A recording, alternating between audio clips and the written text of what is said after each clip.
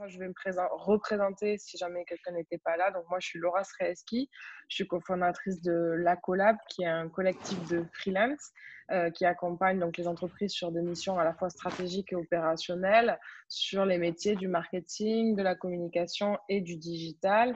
Donc, on couvre vraiment toute la chaîne de valeur pour accompagner avec des équipes qui sont montées voilà, sur mesure. Au-delà de vendre un livrable, on vous propose aussi une équipe qui va vous accompagner avec la bonne expertise au bon moment et la flexibilité que ça nécessite. On est présent à Toulouse, Paris et Barcelone. Voilà. Peut-être Aurélie, si tu veux te représenter rapidement, comme ça chacun resitue. Ok, avec plaisir. Bonjour à toutes et à tous. Donc, je suis Aurélie, je suis responsable d'agence RBMG et notre réseau et mon agence est spécialisée sur l'accompagnement au développement des entrepreneurs, donc dirigeants et créateurs d'entreprises, pour accompagner au développement de chiffre d'affaires du projet d'entreprise sous toutes ses formes, à tout stade de maturité du projet, qu'il soit à l'état d'idéation, de lancement sur le marché ou de développement déjà sur le marché depuis quelques années. Et donc, nous accompagnons à tout ce qui est lancement de nouveaux produits et de nouvelles offres, établissement des études de marché, des business plans, la recherche de financement. Et puis, nous accompagnons également sur tout ce qui est optimisation de la stratégie commerciale, comment me positionner sur le marché, comment parler à mes clients, avec quelle offre au bon moment et quel dispositif commercial. Super. Donc, je ne sais pas si quelqu'un a envie de commencer et à intervenir.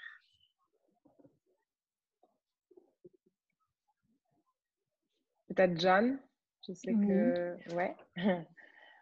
Allô, vous m'entendez? Oui, on t'entend. Oui, bon, je me présente encore, je m'appelle Jeanne. Je suis la gérante du site e-commerce sistofafrica.fr. C'est une marque de prêt-à-porter créée il y a maintenant 7 ans. Donc, c'est du Made in Africa qu'on fait. Donc, mes questions seraient… j'ai 3 questions. La première, c'était, peut-on parler du Covid dans une newsletter destinée à promouvoir notre nouvelle collection? Donc, je sais qu'en début de confinement, on avait envoyé une newsletter pour parler uniquement du Covid, des gestes sanitaires à adopter et tout. Et donc, depuis 3 jours, on a lancé la nouvelle collection. Petit à petit, on montre quelques looks sur nos réseaux sociaux et sur le site e-commerce aussi. Et donc, pour envoyer le newsletter, je ne sais pas si on parle encore de Covid ou on va à l'essentiel, on met les produits disponibles sur le site ou on est obligé quand même de parler un peu du Covid vu que voilà, on n'est pas encore sorti du confinement et que donc c'est ça ma première question. Je ne sais pas si je pose toutes les questions maintenant. Non, on va faire une par une, comme ça ça sera plus facile. Moi, là, aujourd'hui, là, on est en phase de sortie de ce confinement. Donc, je pense que tout le monde voilà, un petit peu conscience du contexte des entreprises. Alors, je ne pense pas que ce soit quelque chose qui arrive en premier dans ta newsletter. Je pense justement en premier mettre à fond l'accent sur quelque chose de plutôt positif, voilà, quelque chose qui donne envie, peut-être quelque chose d'ensoleillé, puisque en ce moment, il fait plutôt bon et les gens ont envie de ça. Donc, mettre d'abord le focus sur ton produit et le faire voilà, de façon assez positive et enthousiaste. Et en fait, sur un deuxième niveau de lecture, donc ça peut se transformer sur le fond de ta newsletter, avoir comme un petit, ce qu'on appelle un footer. Donc, un footer, c'est un bas de page, donc ça peut être un bandeau qui reprenne un petit peu toutes les mesures que tu prends par rapport à Covid pour rassurer en fait plus les personnes vis-à-vis de ton offre.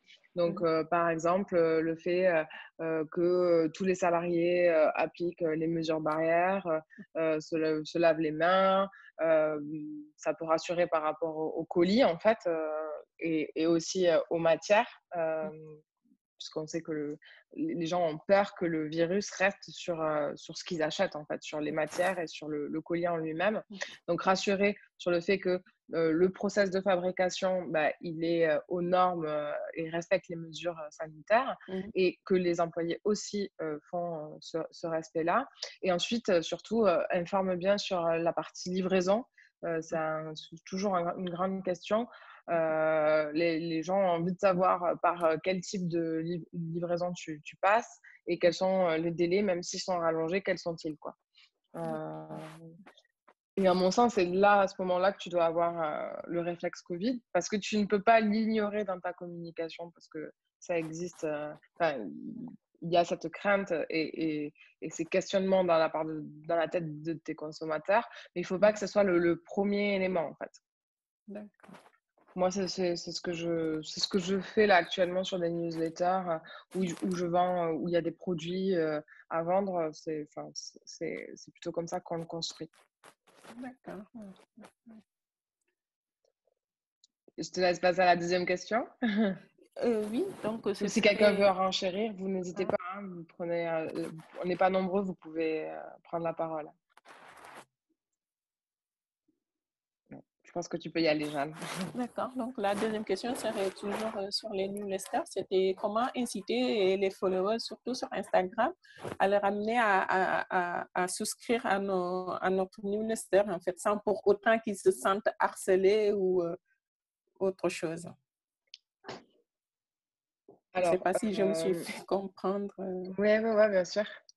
En fait, les stratégies de newsletter pour collecter des emails, alors je t'avoue que ce qui marche plutôt assez bien depuis plusieurs mois et encore actuellement, c'est, tu sais, le fameux bon d'achat de 5 € à l'inscription à la newsletter pour toute première commande sur le site. Ou voilà, un code de réduction. Tu donnes ton email, en échange, tu as une remise. Ça, c'est quelque chose qui permet assez bien de transformer parce que le consommateur se dit que c'est une opération gagnant-gagnant, il est intéressé par ta marque. Dans tous les cas, voilà, ça peut aussi l'aider à se décider, etc. Il y a ça qui fonctionne bien. Après, ça, c'est pour la mécanique de conversion. Après, comment tu fais connaître ça? Donc, souvent, la plupart du temps, les gens veulent mettre un pop-up sur leur site internet. Mais toi, ta question, c'est plus comment de Instagram tu amènes les gens à s'inscrire. Enfin, c'est pas quelque chose qui se fait beaucoup, je pense. Tu as une grosse communauté sur Instagram, c'est ça? Oui, plus de 14 000 followers. Oui. Ouais. Moi, je trouve ça un petit peu bizarre parce qu'en fait, Instagram, c'est pas trop le lieu, tu vois, pour faire de la conversion. En fait, c'est beaucoup sur de l'image, sur de l'engagement, de la communauté, de la discussion. Alors, dire aux gens d'aller sur ton site, par exemple, c'est assez naturel parce que tu montres un produit, les gens veulent aller plus loin, en savoir plus sur la composition ou voir d'autres photos, ils vont sur ton site. Et c'est plus à ce moment-là que j'essaierai de collecter, une fois que les gens sont arrivés sur ton site, que j'essaierai de mettre en place un dispositif pour récupérer des emails. Mais juste dire inscrivez-vous. Après, inscrivez-vous à la newsletter, tu peux le faire aussi, par exemple sous forme de story de temps en temps. Mais par contre, il va falloir que tu expliques vraiment l'intérêt. Tu sais, la dernière fois, je vous disais qu'il faut avoir des messages utiles avec une forte valeur ajoutée. C'est pour vos consommateurs. En fait, juste faire la promotion de tes vêtements, ça ne va pas être suffisant pour que les gens aient envie de s'abonner à la newsletter. Donc, si tu fais une story pour pousser les gens, tu peux leur dire, par exemple, tous les mois, je fais le look, je fais le look du mois, je vais vous donner des conseils sur les tendances. Être plus dans, voilà, apporter quelque chose, une valeur plus de conseils, d'inspiration, etc. Et à ce moment-là, si tu apportes ce contenu qui est un peu moins mercantile et commercial, tu pourras plus en parler, par exemple, en story pour inciter les gens à se connecter à s'inscrire. Et pour s'inscrire, il faut alors que tu aies une page de destination dédiée à la newsletter. C'est-à-dire que les gens, quand ils cliquent, par exemple, donc vu que tu as 14 000, tu as accès au swipe up, donc ton lien dans le swipe up, c'est un lien qui va vers une page qui pousse les gens à s'inscrire à la newsletter. Si pour certains d'entre vous, vous n'avez pas de swipe up, donc c'est-à-dire les communautés en dessous de 10K, normalement, vous n'avez pas de swipe up, vous pouvez très bien dire à vos utilisateurs, lien dans la bio, et inciter à cliquer sur le profil et que les gens puissent retrouver le lien de la newsletter dans votre bio. Voilà, ça peut être contourné comme ça. D'accord. Okay. Ça t'aide? Oui, oui. Oui, merci. Ouais. Oui. Est-ce que quelqu'un a une stratégie de newsletter déjà, enfin, arrive à collecter des contacts depuis son Instagram? Non? Ok. Ah, il y a des personnes qui sont arrivées que je rajoute. C'est bon. Bon, ok. Bah, Jeanne, je t'en prie, continue. Oui, et la troisième et dernière question, c'est qu'en ce moment, on s'est dit que vu que le problème des masques, hein, donc à chaque commande, on a commencé les commandes petit à petit et on s'est dit qu'à chaque commande, maintenant, on intègre un masque à la couleur de la tenue que la cliente a commandée. Mais que voilà, je ne sais pas si, bon, j'imagine que je demandais si c'était une bonne idée, mais bon, j'imagine que c'est toujours une bonne idée de faire, c'est gratuit en fait, un masque gratuit qu'on fournit aux clients qui commandent sur le site en ce moment. Et si, même si on le fait, est-ce que c'est judicieux, est-ce que c'est bien d'en parler ou non, on laisse les clients s'en charger?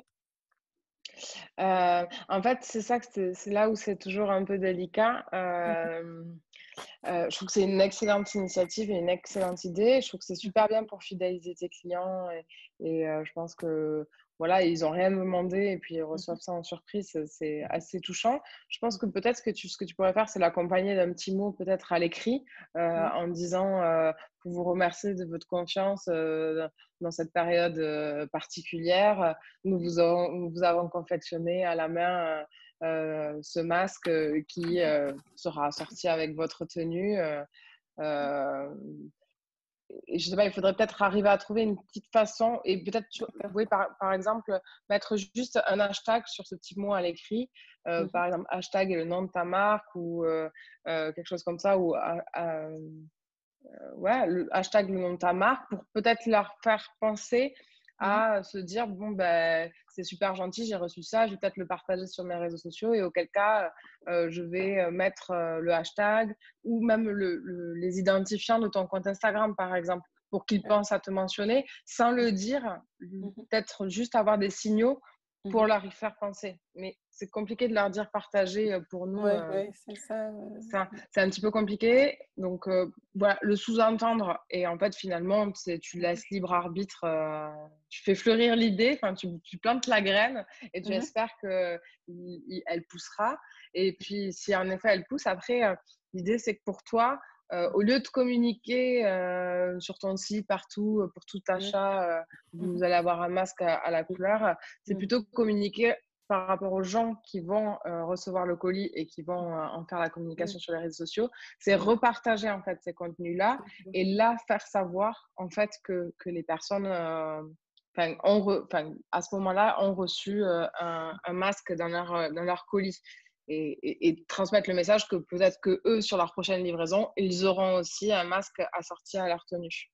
D'accord. Je le ferai plus comme ça et ouais, plus comme ça, je le ferai. Donc, du coup, ça veut dire communication réseaux sociaux. Éventuellement, tu peux faire une communication email aussi. Après, en faisant du repartage du contenu de tes utilisateurs plutôt qu'en prenant toi la parole. C'est ça que je veux dire, en fait. Hein. Donc, mieux vaut attendre qu'ils le partagent pour le reposter. D'accord. Je ne sais pas si Olivia, tu es de mon avis, puisque toi, tu avais bien analysé le cas justement de Colette des lunettes. Alors, le cas Colette qu'on avait présenté lors de la présentation, c'était assez particulier parce que eux, ils l'avaient fait enfin, pour rappel, en fin de compte, c'était pour l'achat d'une paire de lunettes ou de 2 paires de lunettes. Il y avait 2 masques offerts. Mais ils l'ont fait au tout début du confinement, donc c'est pas bien passé du tout. Et le directeur de l'entreprise a retiré la publication de suite. Là, je trouve qu'on arrive en on arrive en période de déconfinement, donc moi je trouve ça pertinent de proposer un masque. En plus, je trouve ça bien. C'est La associé à continuité. la tenue. Donc, je trouve que ça parle bien. En plus, c'est un produit qui est fait main. Donc, moi, je dirais plutôt en termes de communication, ne pas hésiter aussi à mettre en valeur. Alors, pour moi, il y a plusieurs options. Soit, effectivement, on peut le faire gratuit. Ça peut être aussi comme le système un peu de tote bag qui est fait, qui est proposé par des sociétés. Ça peut être aussi en ajoutant 1 € de plus. Enfin, voilà, on peut aussi le faire de Dedans. manière différente. Et puis peut-être que le fait, alors je sais pas, moi c'est ouvert, mais je me dis, est-ce que le fait que les personnes mettent peut-être 1 € symbolique fait qu'elles en parleront plus facilement? Je pense que c'est une question qu'on peut se poser. Les deux cas sont bons, hein. Il y a pas de vérité pour l'un ou pour l'autre. Moi, je dirais plus pour la partie masque, c'est de pas hésiter à le mettre en valeur, c'est dire qu'il est fait main, d'où viennent les produits. Ça permet de reparler de votre marque, Ouais. de votre produit et de le remettre en valeur à travers quelque chose que vous offrez. Donc, bon, je suppose que c'est du wax ou ce type de matière. Donc, le wax, c'est du coton, c'est un produit de bonne qualité. Voilà, ne pas hésiter de parler de la provenance. Ça va permettre aussi de reparler de la qualité de vos produits. Donc, moi, je remettrais peut-être un petit peu aussi une couche sur cet aspect-là de vos produits. Ça, ce serait la première chose. Et moi, je mettrais toujours aussi quand on a parlé d'emailing, de l'Instagram, remettez-le aussi sur votre site, parce que votre site, c'est aussi votre porte d'entrée. Donc, c'est toujours un bon rappel de le remettre sur le site pour les gens qui n'ont pas Instagram ou ne sont pas dans votre mailing list. Ça permet de faire la continuité de la communication. Et voilà. Et puis, mettez-le en scène. Moi, je trouve ça toujours bien peut-être de vous mettre aussi en photo avec les masques que vous faites vous-même. Parce que vous aussi, vous allez peut-être les faire pour vous. Et c'est ceux que vous allez utiliser et vous les mettez en scène. D'accord. Ce qui peut être sympa, c'est vraiment de pouvoir intégrer à votre site l'aperçu de votre, par exemple, feed Instagram, dans lequel vous avez ces photos-là. Ça fait en plus ce qu'on appelle du cross-canal, c'est-à-dire que les gens peuvent naviguer d'un support à l'autre de communication. Votre site internet fait la vitrine en fait de votre Instagram et l'Instagram est la vitrine de votre site internet. Ouais. Si je puis me permettre, bonjour Didier. Bonjour. Alors, Laura, tout à l'heure, excuse-moi, on va se tutoyer. C'est Aurélie qui m'a invité aujourd'hui. Merci Aurélie, je sais que tu es là. Par contre, moi j'ai bien ma vidéo en route, mais en fait, on se retrouve sans vidéo. Donc, je ne sais pas pourquoi. Je Et vais on ne voit pas les investiguer. autres. Et voilà. Mais c'est pas grave, je n'ai pas envie d'être vu. Hein. C'est juste pour dire, c'est pour ça qu'on ne me voit pas. Voilà, tout simplement. D'accord. Okay. J'ai pas la possibilité, voilà, je n'ai pas la possibilité du tout d'appuyer sur vidéo, ça n'apparaît pas sur mon écran de contrôle. J'ai juste le micro, voilà, c'est pour te dire. Moi, je voulais juste ma virgule, c'est de dire à Jeanne, attention de bien mettre un petit commentaire en disant que ces masques ne sont pas la dédouaner de responsabilité future en cas de déclenchement d'une maladie chez un de ses clients. Donc, il faut vraiment je ne sais pas quoi écrire encore. Hein. Donc là, je ne suis pas sur la com, quoique. Jeanne précisait que ces masques sont faits main, ne sont pas des masques chirurgicaux, qui doivent être lavés, tout ce qu'on entend partout. Hein. C'est important, à mon avis, de le rajouter en petite mention. Voilà, ce n'était pas de la com, mais c'était prévenir les responsabilités. Voilà. C'est pour ça qu'aussi de le faire de façon indirecte, en repartageant des personnes qui portent, etc., c'est moins engageant qu'en faisant de la communication directe sur le masque. Donc, et aussi, voilà. je ne sais pas si on m'entend. Oui, je voulais juste aussi rebondir sur ce qui vient d'être dit par rapport au masque. Alors, donc, je suis Alima. Je suis pas mal dans tout ça depuis le début. Je dois vous avouer que l'histoire des masques en tissu, je l'ai pas mal. Je fais partie du mouvement, enfin, en tout cas, pendant un moment, des personnes qui les ont fait bénévolement, en fait. Et dernièrement, il y a eu un communiqué, entre guillemets, gouvernemental, enfin, si je peux le dire comme ça, par rapport à la vente des masques. En fait, c'est pour rebondir à ce que disait Olivia, la suggestion de peut-être proposer aux personnes de mettre 1 € supplémentaire Autant un masque en tissu donné, offert, je pense que ça va, mais à partir du moment où le masque est vendu, il faut qu'il soit agréé ou quelque chose comme ça auprès des institutions pour pouvoir être vendu. S'il est vendu sans ça, sachant que voilà, c'est une marque et tout ça, donc là je rejoins, il me semble que c'était Gilles, je suis désolée, j'ai oublié le prénom. Je le rejoins tout à fait. Pour dédouaner Jeanne, peut-être ne pas le vendre, en fait, ne pas demander à ce qu'il y ait de monnaie de mise dans la transaction, quoi. D'accord. Oui, c'est vrai qu'au début, ce n'était pas le but, c'est juste leur donner un cadeau, plus comme ça, ils seront surpris en ouvrant leur paquet de voir un masque de plus. Donc, je pense qu'il faut que ça reste quand même comme ça. Et ça. Appuyer le fait que c'est vraiment un cadeau et que c'est donné et qu'il n'y a aucune transaction qui est faite derrière, parce que actuellement c'est un peu compliqué et je crois que la certification c'est pas loin des 2000 €, c'est un peu compliqué.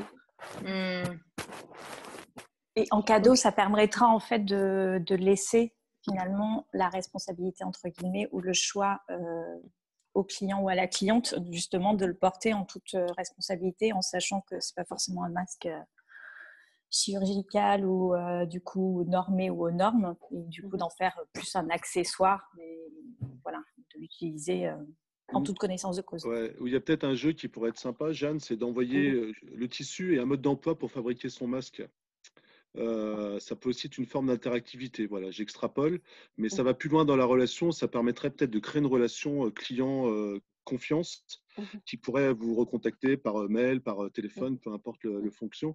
Mais moi, je verrais bien les gens qui postent des posts Instagram en train de fabriquer leur masque avec le tissu qui va exactement avec votre collection. Ça peut être marrant. Une petite boîte cadeau, une petite boîte jeu pour la famille. Voilà. C'est jouer un peu trop loin, peut-être. Toutes les idées sont bonnes à prendre. Super. On t'a aidé, Jeanne? Oui, merci beaucoup. Oui, j'ai plein d'idées là. Merci beaucoup. Avec plaisir. Est-ce que vous avez peut-être Didier ou Alima qui ont pris la parole là, des expériences, des choses sur lesquelles vous voulez intervenir, des questions que vous vous posez et sur lesquelles on peut réfléchir tous ensemble? Je veux bien prendre la parole. Laura, donc, pour me présenter, donc Didier, notre métier, nous, c'est d'accompagner les entreprises sur leur partie site internet principalement. Et pour arriver à ça, on a développé notre propre CMS, c'est-à-dire notre propre outil pour créer des sites internet, pour que ça soit facile pour nos clients. Et on se développe à travers un réseau d'indépendants qui met en place ces sites chez leurs clients et leur réseau de contact aussi. Donc ça, c'est la présentation. Moi, j'ai pas énormément de questions. On était ce matin avec Aurélie déjà en web. On se posait beaucoup de questions justement sur notamment la communication. Dans cette phase, moi, ce que je fais, j'observe beaucoup ceux qui ont des entreprises un peu plus importantes que la nôtre, c'est-à-dire des gens qui ont des responsables com, des responsables marketing, etc. Et je m'inspire beaucoup d'eux aussi. Parce qu'ils ont à 100%, ils peuvent se concentrer sur ce genre de choses. Alors, c'est le métier autour de ce webinaire, c'est votre métier aussi. Mais je m'inspire parce qu'on s'aperçoit qu'à chaque semaine, il y a un temps de communication différent, comme Jeanne le disait. Mais je pense que vous l'avez déjà abordé dans les webinaires précédents. Là, j'ai remarqué qu'il y a des newsletters ou des communications, on ne parle plus de Covid et on ne nous demande plus comment on va. Ça, c'est nouveau. Avant, on commençait toujours, j'espère que vous allez bien. En gros, vous n'êtes pas mort, quoi. Et que dans votre famille, ça va plutôt bien. Mais là, c'est nouveau. C'est directement, on va au cœur du sujet et on commence à être un peu plus. Alors, on ne parle pas encore d'acheter ou de vendre, mais on commence à ramener les gens à soi sur l'objectif principal de la newsletter et pas tourner autour, même si on est soucieux des autres, évidemment. Mais voilà, je ne sais pas si vous avez senti ça cette semaine, une différence. Voilà. Si, c'est vrai. Je pense que c'est représentatif aussi de un peu l'état d'esprit peut-être qu'ont eu les entreprises et peut-être même les personnes de façon générale. C'est-à-dire qu'au début, tout le monde a eu très peur. On s'est dit, bon, on nous confine, c'est que la situation est sérieuse et qu'elle est grave. On avait beaucoup d'annonces d'énormément de morts, etc. Donc, c'est vrai que la situation était telle que on était plutôt à la consternation et puis à se dire, OK, est-ce que tout le monde va bien? que ça se passe bien. Et là, en fait, on est plus maintenant dans une crainte peut-être de ce que va être demain. On se rend compte qu'on est quand même dans l'incertitude économique et que demain, en fait, on me dit, on va dire, on va y aller progressivement, mais pour moi, juin, juillet, c'est demain, quoi. On va essayer de reprendre notre vie normale. Et je pense que les gens ont besoin de positif et de se reprojeter, en fait, sur l'avenir. Et du coup, je pense que c'est leur façon en me disant, OK, je reprends une communication normale, en me présentant d'abord mes produits, etc. Ça change les idées, ça me met dans un autre état d'esprit. Et je pense que c'est pour ça que ça évolue, en fait, dans la communication et qu'on revient à quelque chose d'un peu plus, par rapport à ce qu'on faisait avant. Et c'est là où il faut faire très attention, c'est qu'il ne faut pas y revenir totalement, parce que justement, ce que je disais tout à l'heure, c'est que de faire abstraction totale de la situation et de ce qui s'est passé, parce que c'est quand même pas terminé et on est encore on a quand même nos esprits encore bien dedans. Si on l'écarte complètement et qu'on n'en parle plus du tout, ça peut être quand même mal perçu et ça peut, pas mal perçu, mais en tout cas, ça peut remettre un peu de distance, quoi. Entre, voilà. Moi, c'est ma vision. Après, je pense qu'il faut à un moment donné aussi pouvoir repartir de façon un peu plus normale pour préserver chacun nos activités et nos emplois. J'aurais une dernière remarque par rapport à ça, parce qu'en fait, nous sommes attachés à l'humain et on fait attention aux autres. Mais je pense que McDonald's, sans communiquer, il y a les queues devant les McDrive, donc eux, ils se gênent pas, quoi. Et en fait, c'est même un peu grossier ce qui s'est passé. Mais les gens, on n'a pas pris de leurs nouvelles, mais eux, ils sont allés chez McDo. Donc c'est un peu paradoxal tout ça. Voilà. Par moment, on n'ose pas, on ne sait pas comment faire. Et puis de l'autre côté, on rouvre son restaurant et il y a 2 heures de queue et il n'y a pas de problème. Oui, après, c'est le cas McDo. Ça, c'est comme il n'y a que McDo qui peut se permettre de plus mettre son nom sur une publicité, une campagne d'affichage national.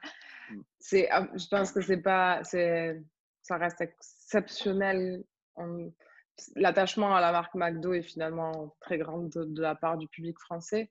Après, je pense qu'il ne faut pas tous réagir comme l'a fait McDo parce qu'on n'est pas tous dans la même situation, la même relation avec nos consommateurs, quoi. Oui, c'est clair. Ouais. En revanche, en fait, tout ce qu'on se dit, il y a eu effectivement cette période, je pense, très particulière où on a été plus apprendre à échanger, prendre des nouvelles de ses consommateurs, à plutôt, parce que tu avais dit, Olivia, du coup, plutôt communiquer sur ses valeurs plutôt que sur sa performance, c'est-à-dire et donc maintenir le lien parce qu'on était tous chez nous. Et effectivement, l'idée, c'était pas forcément de vendre. Et en fait, parce qu'en plus, les consommateurs achetaient ce qui était du coup essentiel, qui est venu donc sur de l'alimentaire notamment. Beaucoup de produits de grande consommation n'ont pas été achetés. En revanche, là, on va sortir d'une période avec délicatesse, oui, parce qu'en fait, on ne sait même pas lundi comment ça va se passer. Donc, c'est d'y aller, finalement, avec un peu pas de distance, mais d'y aller un peu sur la pointe des pieds, de renouer, en fait. Déjà, ça va faire un peu bizarre à tout le monde de ressortir, mais dans le sens vraiment sortir, aller dehors. Mais je pense que, toujours la même chose, je pense qu'il ne faut pas se priver on a tous, en fait, dans nos entreprises, on a une valeur à apporter sur le marché. Si on a développé et si on développe nos entreprises, là, il y a eu une espèce de suspension en vol. Mais en fait, on apporte sur le marché une valeur des produits et des services qui sont utiles ou pas utiles d'ailleurs, mais enfin, en tout cas, qui rencontrent des consommateurs, qu'ils soient clients particuliers ou qu'ils soient clients entreprises. Et l'idée, je pense qu'il n'y a pas à se priver de rapporter sur le marché, mais tout comme les marchés de plein air vont rouvrir, de rapporter sur le marché ce qu'on a à offrir. L'idée, c'est pas d'y aller. Effectivement, on va tous avoir besoin de rattraper du chiffre d'affaires. Bon, ça, oui, effectivement, peut-être que il faudra pas y aller en agressivité commerciale. En revanche, je pense qu'il n'y a pas de loup à y aller, quoi, et à reproposer ce qu'on a à proposer, et toujours dans une relation client qui est équilibrée, c'est-à-dire je propose quelque chose, si c'est utile pour vous ou bien pour vous, monsieur le client, voilà, je suis là, et recommençons chacun dans notre domaine à commercer, à faire de la relation client et à distribuer nos produits sur le marché. Et ça ramène sur un autre point aussi, je pense, c'est aussi on avait parlé de la veille quand on a présenté le webinaire, et je pense que être à la pointe de l'actualité, de savoir ce qui se passe chez vos clients et vos prospects pour justement éviter ce faux pas, ça va être vraiment important pour que quand vous arrivez vers votre prospect client, c'est dire je comprends votre situation, moi de ce que je comprends et de ce que j'ai lu, voilà peut-être la situation, moi je l'entends comme ça, et voilà comment mon service peut peut-être s'adapter à votre besoin aujourd'hui. Mais je pense que bien travailler sa veille, alors c'est vrai qu'on va passer un peu cet aspect notoriété valeur, vous allez toujours pouvoir le continuer, mais peut-être le mettre un peu plus, pouvoir développer aussi d'autres aspects de votre marque. Mais je pense que travailler la veille pour que vous soyez vraiment au courant de ce qui se passe chez vos clients, ça va être un point important pour aussi créer le lien et pouvoir déclencher ensuite la vente à plus ou moins long terme. Ouais, je suis tout à fait d'accord avec toi, Olivia, du coup, de pouvoir adapter. En fait, il va falloir réadapter la relation client. Et du coup, effectivement, on avait bien insisté sur la veille, hein, qui est quelque chose souvent qu'on oublie, et là qu'on avait remis sur le devant de la scène, là, pour déjà sur cette période savoir comment ça avait bougé, en fait, comment les concurrents avaient bougé ou pas, comment les clients, d'avoir un recul. Et du coup, ce qui va effectivement, et ça rejoint du coup l'idée de délicatesse, c'est-à-dire qu'il va vraiment falloir être très fin en termes d'approche dans la relation client pour c'est même pas rééquilibrer, c'est que là c'est le client qui va nous donner effectivement le là pour savoir effectivement comment j'adapte mon offre ou comment je lui parle pour que en fait je puisse lui offrir une partie de ma gamme.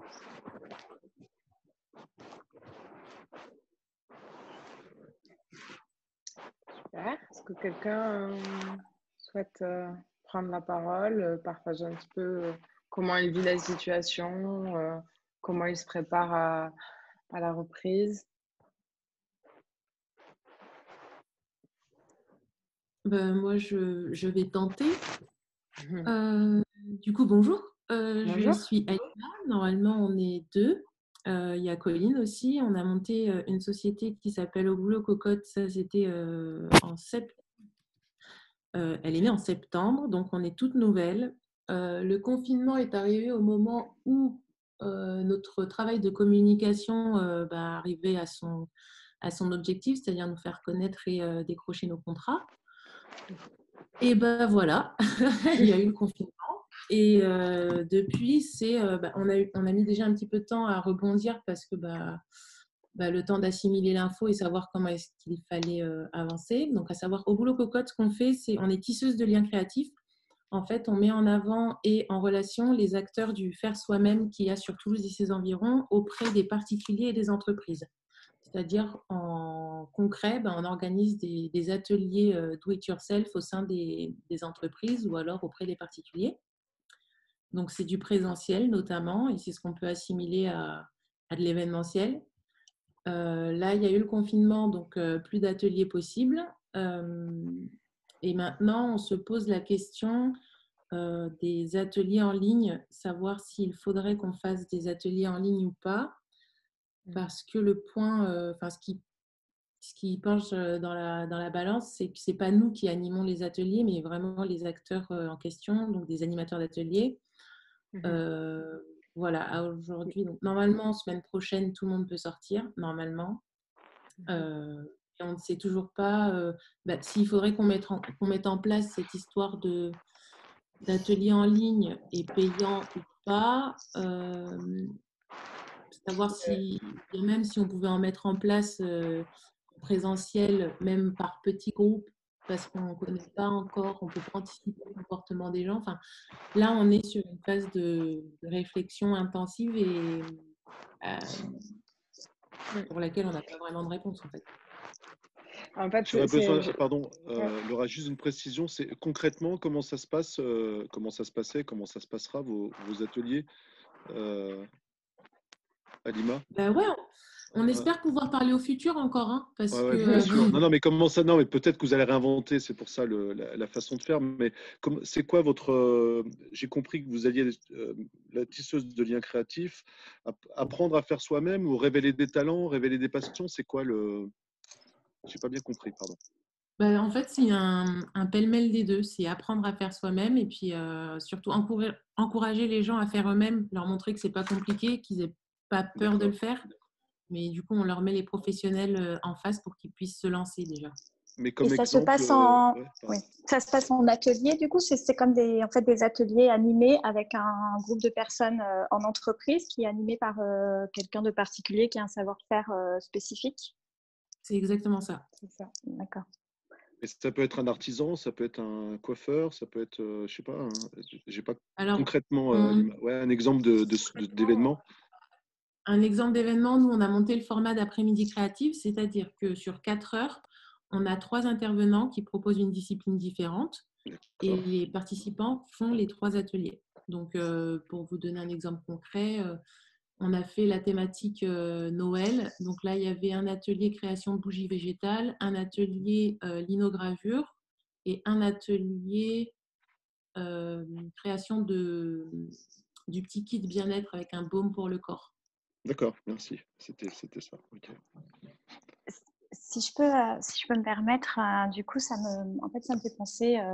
Actuellement, il y a là, quand on va ressortir, ou en tout cas à partir de la semaine prochaine, les entreprises vont avoir un gros enjeu qui est qu'elles ont confiné dans un premier temps leurs équipes, pour celles qu'elles ont mis en télétravail, et pour celles pour lesquelles c'était possible. Et maintenant, il va y avoir tout l'enjeu du déconfinement, c'est-à-dire de ramener des gens qui ont été éclatés un peu partout, alors qui ont fait du télétravail, qui ont échangé avec plus ou moins de succès à travers tous les outils en ligne, mais il va falloir les remettre sur un lieu de travail avec en plus une organisation un peu contrainte puisque le plan de déconfinement, de reprise d'activité. Et en fait, il va y avoir un gros enjeu. Moi, je l'ai entendu plutôt de dirigeants dans le secteur bancaire, mais je pense que c'est aussi tout l'enjeu dans plein de grands groupes et de PME également. De reconsolidation d'équipes et de travail en commun et d'envie et du collectif en fait. Et moi, je trouve que toutes ces valeurs, en fait, ces propositions de valeurs qui sont sur du collectif, et je ne parle pas des formations, mais je parle du collectif, de l'animation, de groupes et d'équipes, sont super intéressantes et peuvent justement avoir un grand intérêt là dans la période qui va s'ouvrir, qui est je remets de l'esprit collaboratif, du collectif, je réapprends aux gens à créer ensemble. Et là, en plus, tu es sur une valeur de création. Et moi, je pense que ça se prête en ligne. J'ai entendu parler il y a les escape games là, qui sont en train de justement développer toute leur offre en ligne. J'ai vu aussi des cours de sport. En fait, j'ai vu quelque chose, une équipe en fait qui se réunit chaque jour. Sur une routine quotidienne pour faire du sport ensemble. Donc, ils sont tous en Zoom. Il y a une animation centrale et en fait, ils font du sport ensemble. Et c'est juste déjà un moment passé ensemble, mais l'occasion d'être dans la dynamique de groupe. Et je pense que l'idée d'ateliers en ligne qui peuvent permettre de recréer ensemble. Alors, il faut choisir… effectivement, soit c'est saisonnier, soit c'est la réalisation de quelque chose qui fait sens pour le groupe. Mais je pense que ça peut être une bonne opportunité, effectivement. Mais en plus, ce que vous ne savez pas, c'est que au boulot cocotte, c'est quand même né d'abord sur le web. Et du coup, je trouve ça marrant, Alima, que vous vous posiez autant la question, en fait, de est-ce qu'on digitalise, est-ce qu'on repart? Parce que vous venez quand même, à la base, vous êtes quand même un blog. C'était ça votre premier, on va dire, outil de travail pour monter votre projet. Ensuite, vous êtes devenue Instagrammeuse parce que c'est un bon outil pour communiquer et trouver une communauté. Et ensuite, vous vous êtes dit, OK, notre modèle économique, la façon dont on va en vivre demain, c'est en créant des événements. Et je trouve ça marrant qu'il y ait ce petit blocage à revenir finalement sur du digital, alors que c'est là d'où vous venez. Et tu sais particulièrement, je pense, que les gens, même déjà avant cette période, consommaient déjà du contenu en ligne sur ces thématiques, avec tout ce qui est tuto, youtubeurs spécialisés. Et donc là, simplement, aujourd'hui, la variable et la dose qu'on rajoute, c'est que les gens, aujourd'hui, arrivent aussi au-delà de… Parce qu'avant, quand les youtubeurs faisaient un tuto, c'était une personne qui parlait à plein d'autres. Mais là, aujourd'hui, on a prouvé avec tout ce qui est webinaire et tout ça qu'on est capable de collaborer et d'échanger et d'être en interaction plusieurs personnes, chacun de son côté, en ligne, quoi. Le webinaire, la visio. Et du coup, je trouve que c'est encore un signal, tu vois, un petit signal faible qui te montre que, je pense, tu n'as qu'un pas pour arriver à digitaliser ton activité. Il y a un autre… Après, c'est… Ouais. Pardon. C'est pas tant de retourner au digital qui nous freine, mais plutôt de se demander si, par exemple, c'est pas trop tard. Parce que là, l'annonce du déconfinement approche. Est-ce que c'est qu'on ne sait pas le comportement des gens, c'est est-ce que les gens seraient prêts à payer aujourd'hui pour un atelier, certes en live, mais pas Moi, je pense que présentiel. c'est pas trop tard, c'est une diversification durable de ton activité. Ouais. Parce que, en fait, peut-être que demain, tu auras des gens qui préféreront proposer peut-être ce type de service en ligne plutôt qu'en physique. Et en fait, tu as la possibilité, c'est comme les formations, tu as la possibilité de les suivre en physique ou en ligne. Oui, mais là, il y a aussi la variable matérielle, en fait. C'est-à-dire que disons, il n'y a pas le confinement, les personnes n'ont pas le matériel chez eux, ils peuvent directement aller en magasin et acheter pour le jour de l'atelier. Là, Après, ça peut faire partie aussi de l'offre. Pourquoi pas, à plus long terme, imaginer un kit qui un kit livré. Et l'avantage, ça peut être aussi d'avoir la vidéo, un peu comme là on fait sur un Zoom, où vous récupérez la vidéo après, retrouvez après en vidéo tous les détails que vous avez manqués. Ça permet de créer du contenu, donner de la valeur à cette offre qui, c'est pas parce qu'elle est digitale qu'elle a moins de valeur. Elle est juste complémentaire à une offre initiale, à des gens qui, eux, vont souhaiter être en présentiel parce que ça leur apporte de la valeur, ils vont chercher du contact avec les gens. Et des gens qui vont être plus en digital, qui eux vont être moins à la recherche d'un contact direct et qui vont vraiment dans le cœur de l'apprentissage et ça va très bien leur convenir. Ça, c'est le premier point. Et le deuxième point, c'est aussi de se dire qu'on parle de déconfinement au 11, mais on ne va pas tous être déconfinés. Il y a beaucoup de gens encore qui vont rester chez eux parce qu'ils vont être en télétravail. Peut-être qu'il y en a encore qui vont être en 80%. Enfin, il va y avoir beaucoup de palettes de reprise du travail différentes avec des gens qui vont avoir des temps différents. Moi, c'est mon cas personnel, mais il y a des gens qui ne vont pas avoir leurs enfants, qui vont retourner à l'école, donc qui ont potentiellement du temps libre. Les personnes aussi âgées. Alors, c'est pas dit aussi clairement, mais il n'est pas forcément conseillé qu'elles sortent comme elles le faisaient avant. Donc, il y a quand même tout un potentiel de gens qui restent chez eux et qui vont avoir plus de temps chez eux. Et ça peut être tout à fait une autre audience, et une nouvelle audience pour vous, de prospects, de clients, qui sera complémentaire à une offre physique. C'est pas, et puis, il y a peu de risques, finalement, à tester une offre qui est juste une offre en ligne, packagée. Il y a peu de risques. En plus, la mécanique pour le mettre en place, c'est quoi? C'est sûrement un Zoom, des gens qui vont se connecter à un Zoom. Soit si vous avez une liste de courses, s'il n'y a pas le kit qui est déjà fait, sinon le kit de courses qui sera prévu dans un mois.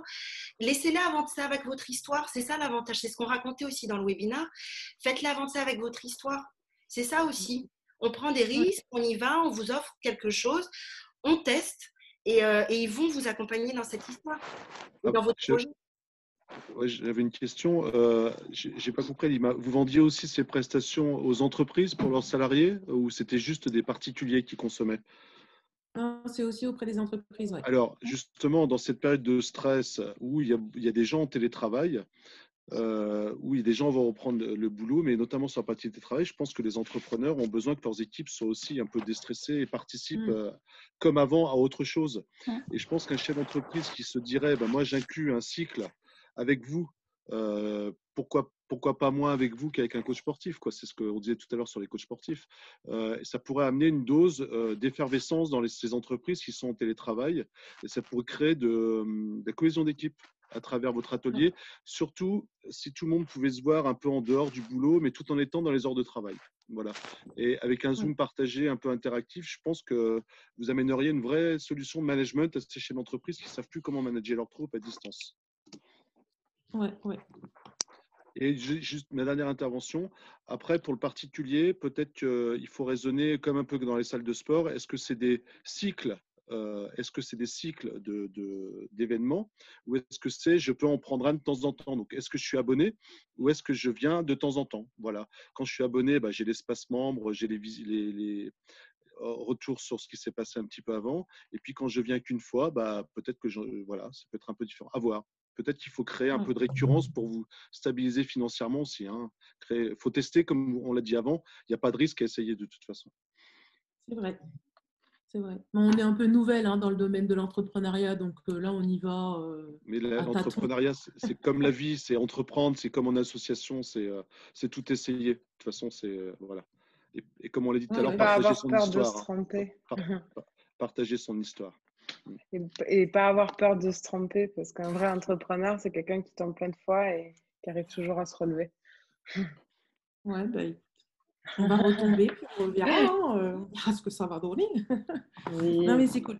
En tout cas, ça m'enlève, en tout cas, là, ça m'enlève un certain poids, parce que c'est vrai que c'est une idée qui est dans nos têtes depuis maintenant une semaine, à laquelle on réfléchit sans vraiment réussir à statuer. Mais là, ça donne l'emprunt, en tout cas. Vous imaginez, Halima, avec vos artisans, avec les intervenants, ça va leur donner de la visibilité. Donc, oui, c'est ça, vous allez revenir dans le cœur de ce que vous vouliez faire, c'est mettre en avant tous ces professionnels et donner aux gens l'opportunité de monter en compétence quelque part. Mais en même temps, c'est aussi à eux d'inviter du monde parce qu'ils ont un intérêt. Donc, après, parce que la deuxième idée, c'est de le faire savoir, mais qu'il y ait du monde. Que les gens participent et puis payent sous une forme ou une autre. Donc, il faut vous appuyer sur cette communauté de vos artisans qui ont intérêt à ce que ça marche aussi. Donc, vous n'êtes pas seul dans l'aventure. Eux, ils ont besoin de bosser et ils ne savent plus comment faire non plus. Donc, vous êtes devenir des gens importants pour ces gens-là. Oui, c'est justement pour ça qu'on se mettait un petit peu la pression, savoir que, entre guillemets, on représente une communauté et une communauté qu'on veut faire travailler et que là, on bloque et qu'on ne sait pas comment avancer. Mais ça enlève une épine du pied, en tout cas. Merci beaucoup. Avec plaisir. On a le temps peut-être pour une dernière prise de parole, si quelqu'un a une question. Je ne sais pas. Cécile, Stéphane, non.